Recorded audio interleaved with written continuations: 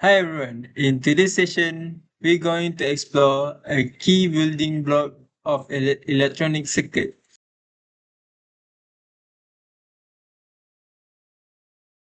the bipolar junction transistor or BJT. BJTs are widely used in amplifiers, switches, and signal modulation.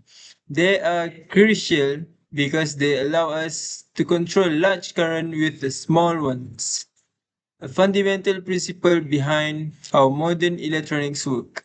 The objective of experiment 3 is to investigate three key aspects of BJTs: their terminals and functions, their types of BJTs, and the materials used to make them.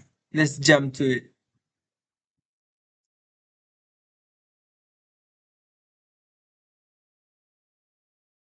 Every BJT has three terminals: base, collector, emitter. The base is the control terminal. It regulates the current between the collector and emitter. The collector is where the main current enters the transistor. The emitter is where the current exits. In simple terms, a small current into the base control a larger current between the collector and emitter. In an NPN transistor, currents flow from the collector to the emitter when a small current enters the base. The PNP transistor, current flows from emitter to collector, but only when the base is full low.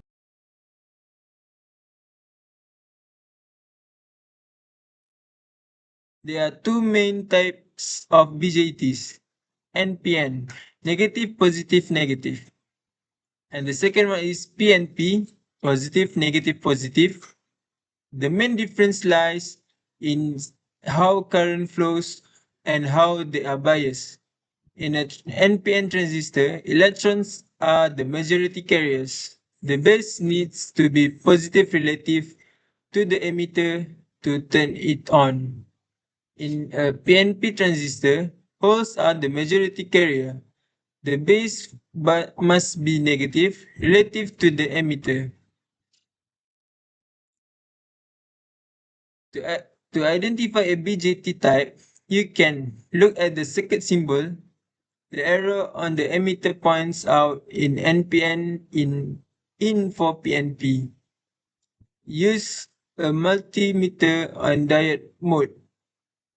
For NPN, bias show forward voltage drop with both collector and emitter. For PNP, collector and emitter show drop when the base is negative.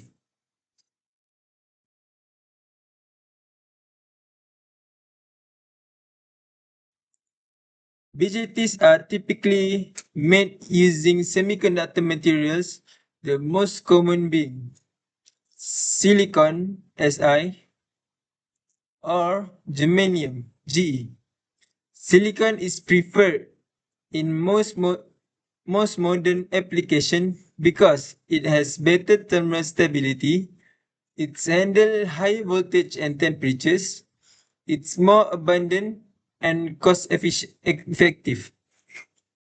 Germanium was more common in earlier transistor, but is now used mostly in specific application where very low voltage operation is needed. Understanding the material helps us choose the right transistor for the job, especially in high performance or sensitive circuits.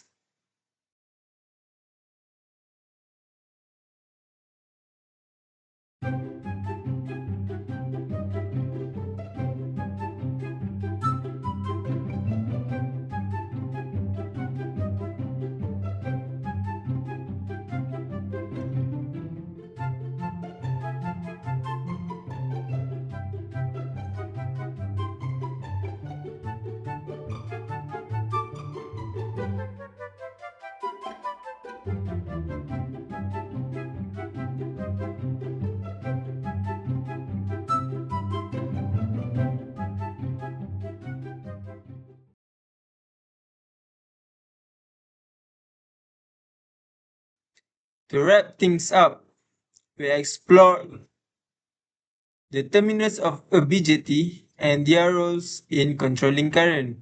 We look at the two main types, NPN and PNP, and how they differ. And we discuss the materials that make BJTs work, especially the importance of silicons in modern electronics. BJTs may be small, but they power some of the most important functions in electronics, from amplification to switching. Understanding their structure, function, and material composition is essential for everyone working with electronic circuits design. Thanks for tuning in and keep experimenting.